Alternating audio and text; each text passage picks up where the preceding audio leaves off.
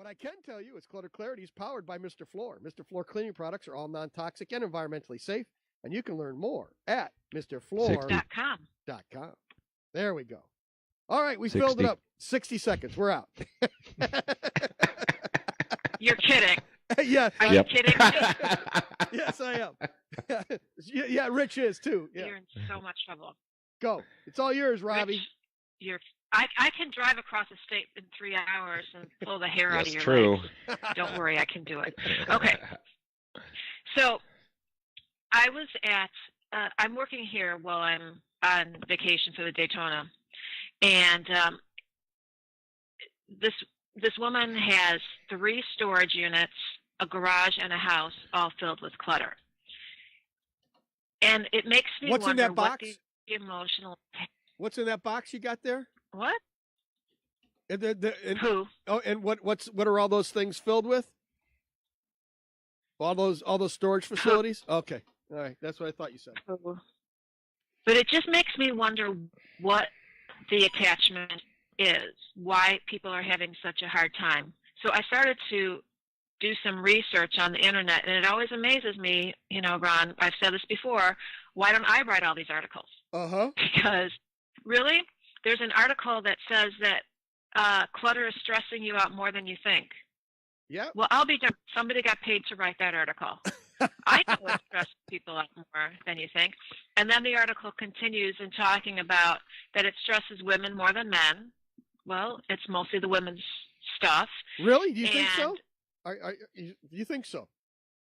That's what the article said, that it stresses women more than men. But I thought you were saying that women have a tendency to have more clutter than men. Yes. True? I'm trying to think of all the clients that I have. There's one man who it's mostly his clutter.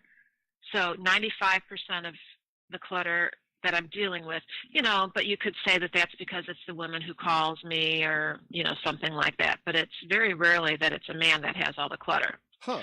But anyway, so they were talking again in circles. Is it the clutter that causes stress, or is it the stress that causes clutter? What exactly is it? Again, I could write this article because it's not giving me any answers. Chicken or the egg? But here's the exactly. Here's the really, really interesting thing that the article said. Okay. I love this.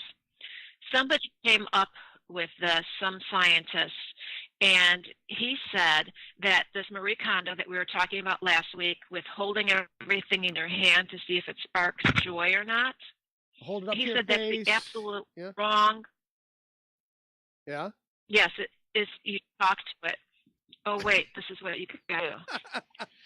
Little poopy, are you sparking joy, little poopy?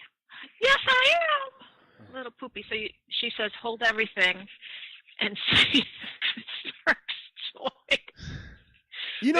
Hey, Robbie, you're on the air, right? You're on the air?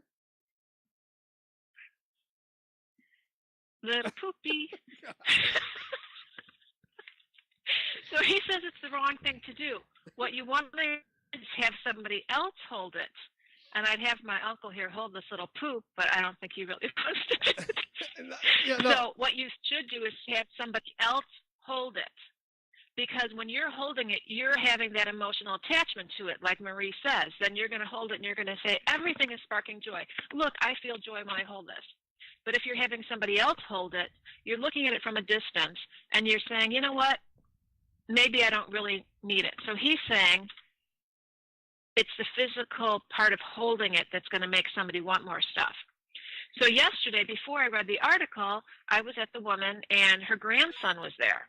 And it was really interesting because she was holding all of these things, saving all these things for her grandchildren. Uh-huh. Look, this is the game that you played when you were 2. These were the shoes you wore. And he's just looking at her going, Grandma, you don't need to hold all this stuff. And he actually said, Grandma, you have a bit of a hoarding problem.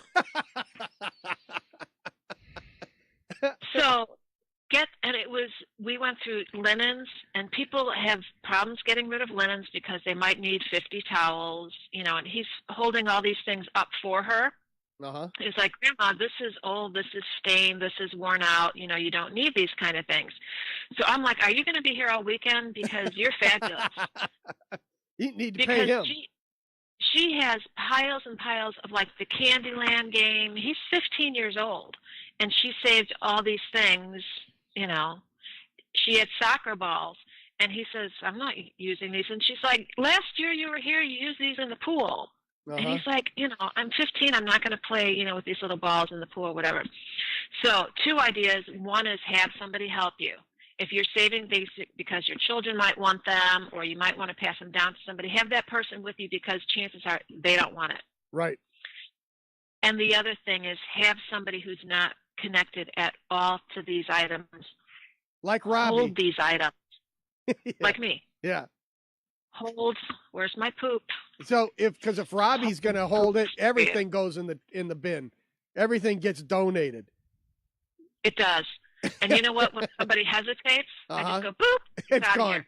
The second you hesitate, it's gone. And then if they're like, oh, I'm not sure, I say, well, we'll put it in the maybe pile. And you know what happens to the maybe pile?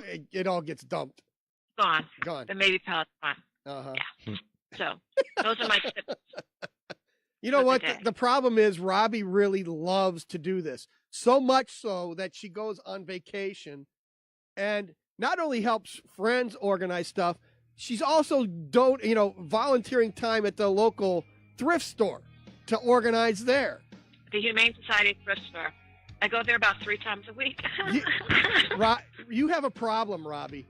You really do have a problem. You know that. We'll be back right after this. This is Mighty House. Mighty House will return.